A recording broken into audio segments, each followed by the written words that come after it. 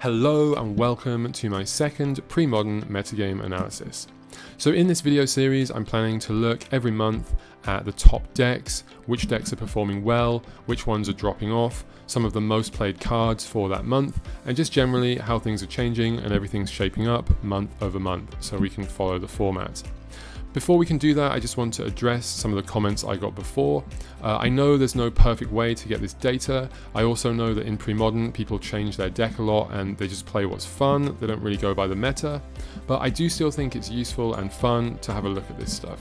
This list is weighted, meaning the bigger the tournament, the more points that archetype will get if it performs well. So that does mean I'm not really paying attention to the ones in the bottom right. These are lists that probably just won one kind of small tournament. However, the ones in the top left, those are archetypes that performed very well consistently or placed very well in a very big event. And back in the top slot we have Landstill. It's really nice to see this one performing well again because it did have a few months where it kind of fell off. I'm not sure either people got bored of the list or it just wasn't performing well, but it's really good to see it back again and doing so well. Another kind of like old newcomer is Madness. It's been a really long time since we've seen this do well. It really narrowly missed out on first, and it's a super budget and cool deck. So I really like this one and I'm super happy to see it doing so well this month. In third place, a list that I really don't like, but I can't deny it's great, is Stasis. This one is not really that widely played, but the people who play it have been doing really well with it, I think, so that's why it's in third place. And in fourth, we have Elves. This list took a break last month, which was really a big surprise, so it's no surprise to see it back, and it's no surprise to see it back in one of the top slots. So yeah, Elves, great deck, no surprise there. One thing that we're noticing as well is decks like Goblins and Oath are slipping down the list.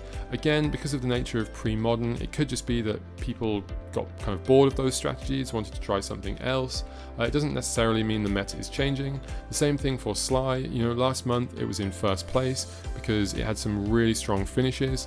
This month it could just be that fewer people played it, or perhaps those people didn't spike those really big tournaments like they did the month before.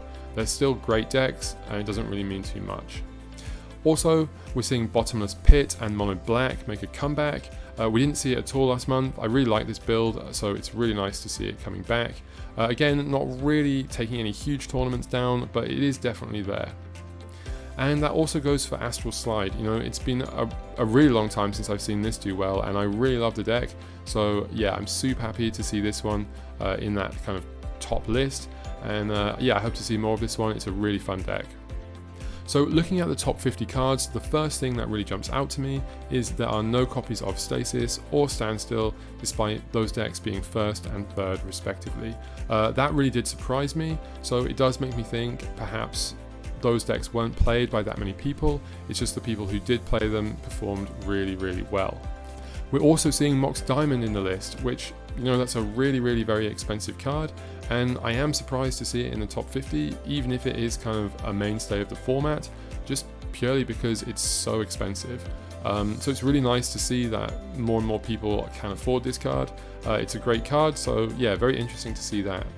Also, in general, we're seeing fewer red cards in the list and slightly more generic kind of blue cards, and that would suggest perhaps the reason why Sly is not doing as well this month, perhaps just it's not being played as much. The same goes for Goblins. We can definitely see before there were loads of Goblins in the top 50, and now, yeah, not really so much. We can also see Swords to Plowshares coming back up to near the top slot. It was really unusual last month that it was so far down, as it is almost always first every time that I look at this. So it kind of seems we're going back to normality, and it does seem that perhaps before, red was just really, really heavily played. This month we can see, yeah, many more of the mainstays, like Survival, for example, back to kind of the positions they would usually be in. So this has been my pre-modern meta analysis. If you enjoyed it and found it useful, please do like, comment and subscribe, and do let me know down below.